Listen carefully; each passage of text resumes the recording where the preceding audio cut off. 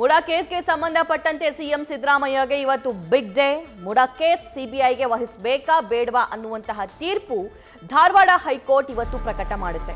ಬೆಳಗ್ಗೆ 10:30ಕ್ಕೆ ಮುಡಾ ಸಿಬಿಐ ತನಿಖೆ ಬಗ್ಗೆ ಆದೇಶ ಪ್ರಕಟ ಆಗುತ್ತೆ. ನಮ್ಮ ಪರವೇ ತೀರ್ಪು ಬರಲಿದೆ ಅಂತ ಸ್ನೇಹಮಯಿ ಕೃಷ್ಣ ವಿಶ್ವಾಸವನ್ನ ವ್ಯಕ್ತಪಡಿಸ್ತಾ ಇದ್ದಾರೆ. ಇನ್ ಕೇಸ್ ಹಂಗ ಆಗದೇ ಇದ್ರೆ ಮುಂದಿನ ಹೋರಾಟವನ್ನ ನಡೆಸ್ತೀನಿ ಅಂತ ಅಂದಿದ್ದಾರೆ. ಆದರೆ ಕಾನೂನು ಜಯ ನಮಗೆ ಸಿಗುತ್ತೆ ಅನ್ನುವಂತಹ ವಿಶ್ವಾಸವನ್ನ ವ್ಯಕ್ತಪಡಿಸ್ತಾ ಇದ್ದಾರೆ. ಈ ಬಗ್ಗೆ ಸ್ನೇಹಮಯಿ ಕೃಷ್ಣ ಜೊತೆ ನಮ್ಮ ಮೈಸೂರು ಪ್ರತಿನಿಧಿ ರವಿ ಪಾಂಡವಪುರ ಮಾತುಕತೆ ನಡೆಸಿದ್ದಾರೆ. ನೋಡ್ಕೊಂಬರೋಣ.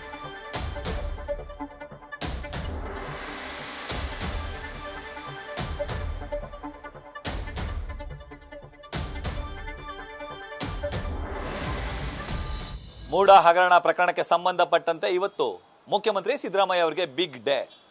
ಸದ್ಯ ಪ್ರಕರಣವನ್ನು ಸಿಬಿಐಗೆ ವಹಿಸಬೇಕಾ ಅಥವಾ ಬೇಡವಾ ಈ ವಿಚಾರ ಕುರಿತಂತೆ ಕೆಲವೇ ಕ್ಷಣಗಳಲ್ಲಿ ತೀರ್ಪು ಪ್ರಕಟ ಆಗಲಿದೆ.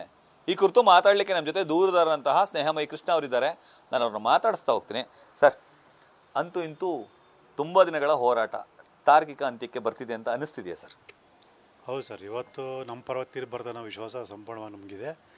ಯಾಕೆಂದರೆ ಈ ಪ್ರಕರಣ ಸಿಬಿಐ ಕೊಡಬೇಕು ಅನ್ನೋದ್ರ ಬಗ್ಗೆ ಸಾಕಷ್ಟು ಮಾಹಿತಿ ದಾಖಲೆಗಳನ್ನು ಮಾನ್ಯ ನ್ಯಾಯಾಲಯಕ್ಕೆ ನಾವು ಕೊಟ್ಟಿದ್ದೀವಿ. ಸೊ ಅವೆಲ್ಲ ಪರಿಗಣಿಸಿ ಇಲ್ಲಿ ಬ್ರಹ್ಮಾಂಡ ಭ್ರಷ್ಟಾಚಾರ ನಡೆದ್ರಿಂದ ಮೈಸೂರು ನಗರಾಭಿವೃದ್ಧಿ ಪ್ರಾಧಿಕಾರದಲ್ಲಿ ಸೊ ಇದು ಸಿಬಿಐ ತನಿಖೆ ನಡೆಸೋ ಸೂಕ್ತ ಅಂತೇಳಿ ಮಾನ್ಯ ನ್ಯಾಯಾಲಯ ಕೂಡ ಮನವರಿಕೆ ಮಾಡಿಕೊಂಡು ಒಂದು ಸೂಕ್ತ ಆದೇಶ ಮಾಡುತ್ತೆ ಅನ್ನೋ ಸಂಪೂರ್ಣ ಭರವಸೆ ನನಗಿದೆ. ಸಿಬಿಐ ಕೊಡ್ತಾರೆ ಅಂತ ಅನಿಸ್ತಿದೆ ಸರ್? ಖಂಡಿತವಲ್ಲ ಸರ್, 100ಕ್ಕೆ 100 ಭಾಗ ನನಗೆ ಸಂಪೂರ್ಣ ವಿಶ್ವಾಸ ಇದೆ. ಸೊ ಯಾಕೆ ಅಂತೇಳಿದ್ರೆ ಈಗಾಗಲೇ ಹೇಳಿದಾಗೆ ಸಾಕಷ್ಟು ಮಾಹಿತಿ ಮತ್ತು ದಾಖಲಾತಿಗಳನ್ನು ಸೊ ಎಲ್ಲದಕ್ಕಿಂತ ಮುಖ್ಯವಾಗಿ ಏನು ಲೋಕಾಯುಕ್ತ ಅಧಿಕಾರಿಗಳು ಆರೋಪಗಳ ಜೊತೆ ಶಾಮೀಲಾಗಿ ಅವನ್ನ ರಕ್ಷಣೆ ಮಾಡುವಂಥ ಕೆಲಸ ಮಾಡಿದ್ದಾರೆ ಅನ್ನೋದಕ್ಕೆ ಬೇಕಾದ ಸಾಕಷ್ಟು ಮಾಹಿತಿ ದಾಖಲೆಗಳನ್ನು ಕೂಡ ನಾವು ಕೊಟ್ಟಿದ್ದೀವಿ. ಸರ್, ಈಗ ಪರ ವಿರೋಧ ಎಲ್ಲ ಚರ್ಚೆಗಳನ್ನ ನ್ಯಾಯಾಧೀಶರು ಆಲಿಸಿದ್ದಾರೆ. ಒಂದು ವೇಳೆ ಸಿಬಿಐಗೆ ಕೊಡಲಿಲ್ಲ ಅಂದರೆ ನಿಮ್ಮ ಮುಂದಿನ ಹೋರಾಟ ಏನಿರುತ್ತೆ ಸರ್? ಕಾನೂನು ಮುಂದುವರಿತೀವಿ ಸರ್. ಈಗ ಮಾನ್ಯ ಸರ್ವೋಚ್ಚ ನ್ಯಾಯಾಲಯದಲ್ಲಿ ಮೇಲ್ಮನವಿ ಸಲ್ಲಿಸಿ ಸೊ ಅಲ್ಲಿ ಒಂದು ಪ್ರಯತ್ನ ಪಡ್ತೀವಿ. ಯಾಕೆ ಕೊಡಬೇಕು ಅಂತೇಳಿ ಪ್ರಬಲವಾಗಿ ನೀವು ವಾದ ಮಾಡಿದ್ರಿ ಸರ್? ಸರ್, ಇಲ್ಲಿ ಸಾವಿರಾರು ಕೋಟಿ ರೂಪಾಯಿಗಳ ಸಾವಿರಾರು ನಿವೇಶಗಳ ಅಕ್ರಮ ವ್ಯವಹಾರ ನಡೆದ್ರಿಂದ ಮತ್ತು ಸ್ವತಃ ಮುಖ್ಯಮಂತ್ರಿ ಸಿದ್ದರಾಮಯ್ಯ ಇದು ಮೊದಲನೇ ಆರೋಪಿ ಆಗಿರೋದ್ರಿಂದ ಅವ್ರ ಕೈ ಕೆಳಗೆ ಕೆಲಸ ಮಾಡುವಂಥ ಅಂದರೆ ಅಧಿಕಾರಿಗಳು ಅವ್ರ ವಿರುದ್ಧ ನಿಷ್ಪಕ್ಷ ತೆರಿಗೆ ನಡೆಸಿ ಅವ್ರ ವಿರುದ್ಧ ದೋಷಾರೋಪಣ ಪತ್ರ ಸಲ್ಲಿಸೋದು ನಿರೀಕ್ಷೆ ಮಾಡೋಕ್ಕೆ ಸಾಧ್ಯ ಇಲ್ಲ. ಮತ್ತು ಅದು ಎಲ್ಲದಕ್ಕಿಂತ ಮುಖ್ಯವಾಗಿ ಇವರು ಲೋಕಾಯುಕ್ತ ಅಧಿಕಾರಿಗಳು ಆರೋಪಣ ರಕ್ಷಣೆ ಮಾಡುವಂಥ ಕೆಲಸಗಳು ಮಾಡಿದ್ದಾರೆ ಅನ್ನೋದಕ್ಕೆ ಬೇಕಾದ ದಾಖಲೆಗಳನ್ನು ಕೂಡ ನಮ್ಮ ನ್ಯಾಯಾಲಯಕ್ಕೆ ಕೊಟ್ಟಿದ್ದೀವಿ. ಸೊ ಎಲ್ಲದಕ್ಕಿಂತ ಮುಖ್ಯವಾಗಿ ಸಿದ್ದರಾಮಯ್ಯನ ವಿಚಾರಣೆ ಮಾಡಿದಂಥ ಸಂದರ್ಭವನ್ನು ಕೂಡ ಇಲ್ಲಿ ಪರಿಗಣಿಸಬೇಕಾಗತ್ತೆ.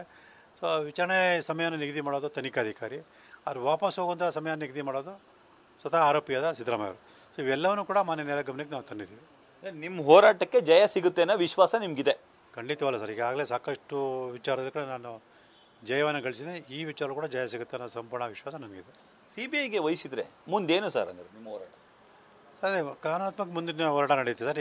ಈ ಪ್ರಕರಣ ತನಿಖೆ ತೀವ್ರಗೊಳ್ಳುತ್ತೆ, ನಿಷ್ಪಕ್ಷಪಾತ ತನಿಖೆ ನಡೀತೆ ಮತ್ತು ಆರೋಪಗಳನ್ನ ಬಂಧಿಸುವಂಥ ಮತ್ತು ಕಠಿಣ ಕ್ರಮಗಳಂಥ ಕೆಲಸಗಳು ಪ್ರಾರಂಭ ಆಗುತ್ತೆ. ಮತ್ತು ಎಲ್ಲದಕ್ಕಿಂತ ಮುಖ್ಯವಾಗಿ ಸಾಕಷ್ಟು ರಾಜಕೀಯವಾಗಿ ಚರ್ಚೆಗಳು ನಡೆದು ನೈತಿಕ ಹೊಣೆಯನ್ನು ಹೊತ್ತು ಸೊ ಮುಖ್ಯಮಂತ್ರಿಯವರಿಗೆ ಮುಖ್ಯಮಂತ್ರಿ ಸ್ಥಾನದಿಂದ ಸಿದ್ದರಾಮಯ್ಯ ಇಳಿಸುವಂಥ ಪ್ರಕ್ರಿಯೆಗಳು ಅವರ ಒಂದು ಪಕ್ಷದಲ್ಲಿ ನಡೆಯುತ್ತೆ ಅನ್ನೋ ಒಂದು ನಿರೀಕ್ಷಣೆ ಕೂಡ ನನಗಿದೆ. ಅಂದರೆ ಸಿಬಿಐಗೆ ವಹಿಸಿದರೆ ಸಿದ್ದರಾಮಯ್ಯ ಅವರಿಗೆ ಸಂಕಷ್ಟ ಎದುರಾಗುತ್ತೆ ಅಂತ ಹೇಳ್ತಿದ್ರಿ? ಹೌದು ಸರ್, ಸಿದ್ದರಾಮಯ್ಯರಿಗೆ ಅಷ್ಟೇ ಅಲ್ಲ, ಈ 50-50 ಅನುಪಾತದಲ್ಲಿ ಯಾರು ತಪ್ಪು ಮಾಡಿದರೆ ಎಲ್ಲರೂ ಕೂಡ ಸಂಕಷ್ಟ ಎದುರಾಗುತ್ತೆ, ಎಲ್ಲರೂ ಕೂಡ ಶಿಕ್ಷೆ ಆಗುತ್ತೆ ಸಾಧ್ಯತೆ ಇದ್ದೇ. ಇದಿಷ್ಟು ದೂರದರಂತಹ ಸ್ನೇಹಮಯಿ ಕೃಷ್ಣ ಅವರ ಮಾತುಗಳು.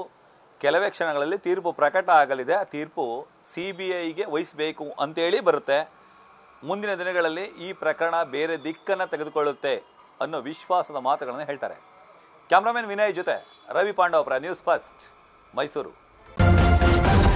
ನ್ಯೂಸ್ ಫಸ್ಟ್, ನಿರ್ಭೀತಿಯಿಂದ ನಿಮ್ಮ ಪರವಾಗಿ.